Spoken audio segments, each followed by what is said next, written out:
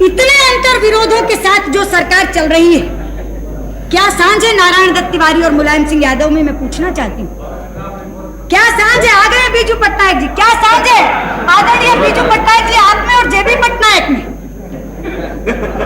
इधर एड्रेस करिए आपने अध्यक्ष जी।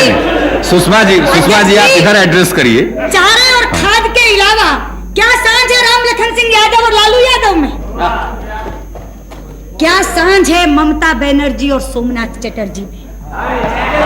मैं पूछना चाहती हूँ, उत्तराखंडी महिलाओं के सम्मान का सौदा करके नारायण दत्त तिवारी मुलायम सिंह की बगल में क्यों बैठे? तमिलनाडु के हितों की अनदेखी करके करुणानिधि ने देवे गौड़ा को नेता क्यों स्वीकार किया? अपने घावों की पीड़ा भूलकर ममता जी, अपने घावों की पीड़ा भूलकर आप सोमनाथ जी के साथ मतदान कैसे कर रही हैं? ठीक है बहुत ममता जी आपको बोलना है, इसके लिए एडवांस नोटिस देने की कोई जरूरत नहीं है, उनको बोल लेने दीजिए। ठीक है, आपका नाम आपकी पार्टी से आएगा तो बोल लीजिएगा, उनको बोल लेने दीजिए। मैं बताना चाहती हूँ अध्यक्ष जी, मैं नाम क्यों ले रही हूँ? मुझे वो दृश्य जिसका तस याद है, मेरी आंखों में बसा हुआ है। मैं राज्यसभा की दर्शक दीर्घा में बैठी थी, इसी सदन में नरसिंह राव जी की सरकार के खिलाफ अविश्वास प्रस्ताव पर मतदान हो रहा था। मैं वहां से बैठी देख रही थी, एक व्हील चेयर के ऊपर ममता जी को लाया गया था, यहीं बैठी थी वो। चोटों से आए बुखार के कारण कांप रही थी। बराबर में बैठी दो सांसद महिलाओं ने उन्हें लाल कंबल उड़ाया था। वहां बैठी हुई मैं उस समय कम्युनिस्टों की हिंसक प्रवृत्ति को कोस रही थी।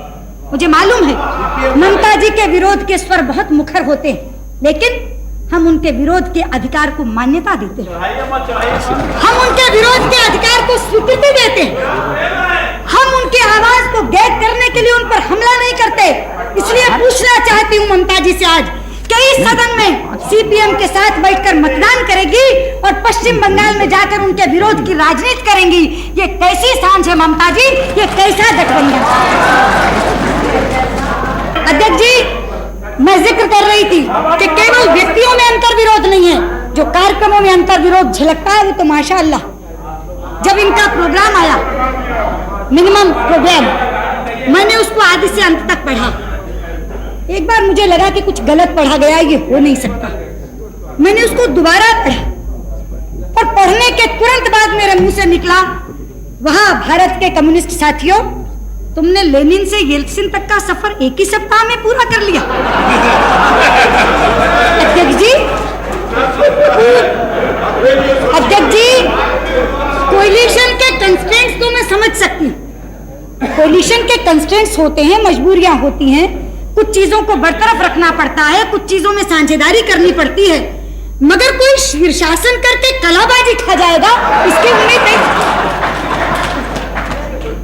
अध्यक्ष जी, इसमें लिखा है इंश्योरेंस सेक्टर निजीकरण उसका कर दिया जाएगा और फॉरेन कंपनी तक के लिए खोल दिया जाएगा। मैं तो हैरान हुई, क्योंकि 1 साल पहले की बात मुझे जस की तस याद थी। कहां गए चतुरानंद मिश्र? अध्यक्ष जी, आपके माध्यम से बताना चाहती हूँ, मैं राज्यसभा में याचिका समिति की अध्यक्षा थी, कमेटी ऑन पिटीशंस की चेयरपर्सन थी। हमारी समिति के सामने एक याचिका दायर की गई, एक पिटीशन प्रस्तुत की गई, जिसमें यह लिखा गया था कि एलआईसी जीआईसी इंश्योरेंस सेक्टर को जो प्राइवेटाइज करने की एक सिफारिश मल्होत्रा कमेटी की तरफ से आई है, वो लागू न की जाए। ये थी वो पिटीशन। और मैं आपको चौंका दूं ये बात कहकर, वो पिटीशन किसी और ने काउंटर साइन नहीं की थी, एक एमपी को प्रस्तुत करनी पड़ती है।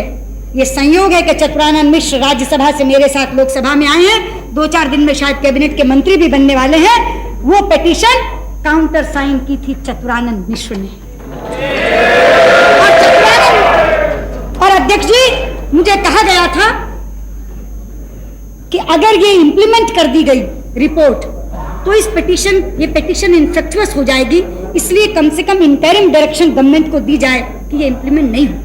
पिटीशन कमेटी के अध्यक्षा के नाते मैंने सरकार को डायरेक्शन दी थी कि जब तक इस कमेटी की रिपोर्ट नहीं आ जाए, हम बहुत जल्दी इस कमेटी की रिपोर्ट देंगे तब तक मल्होत्रा कमेटी की सिफारिशें लागू न की जाए। और इस याचिका समिति ने इस याचिका पर रिपोर्ट देने से पहले सारी पॉलिटिकल पार्टीज के लोगों को बुलाया, सारे राजनीतिक दल के प्रतिनिधि आए थे। इसमें क्या गलत कह रही हूं? अध्यक्ष जी, प्रीमियर घटक इस यूनाइटेड फ्रंट का जनता दल, जिनकी सरकार है, जिनके आप कुछ कहना चाहते हो, आप मिनिस्टर है, बोलिए। अगर कोई ऑब्जेक्शनेबल बात है तो बताइए, अगेंस्ट द रूल हो तो बताइए। नहीं, यू आर मिनिस्टर ना हो।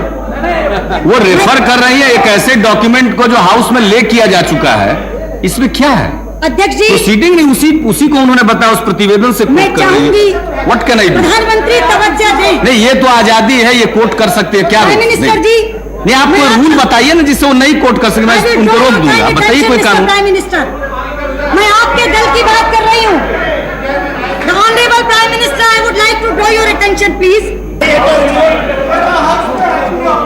मैं देवे गौड़ा जी, सोमनाथ चटर्जी और चतुरानंद मिश्र को सुनाकर दोबारा कहना चाहूंगी,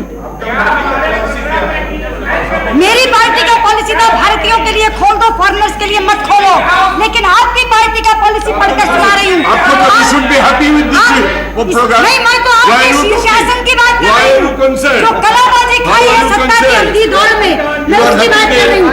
मैं इसको केवल ये पढ़ के बता रही हूँ कि सत्ता की दौड़ में मदहोश होकर आदमी इतनी उलटबाजी भी खा सकता है कि 50 साल तक जिन नीतियों को लेकर आपने राजनीति की है, आज वो राजनीति टोटल की टोटल, एब्सोल्यूट की एब्सोल्यूट आप छोड़ देंगे सिर्फ इसलिए कि सत्ता लोलुपता की दौड़ में या एंटी बीजेपी स्टांस के अंदर आपको कांग्रेस के साथ बैठना है, आपको जनता दल के साथ बैठना है।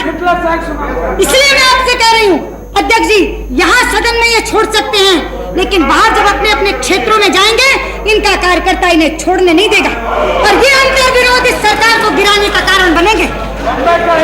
रामविलास पासवान कहते, शरद यादव अभी कह रहे थे नहीं ये सरकार तो चलेगी, नरसिंह राव जी ने आज कह दिया चलेगी।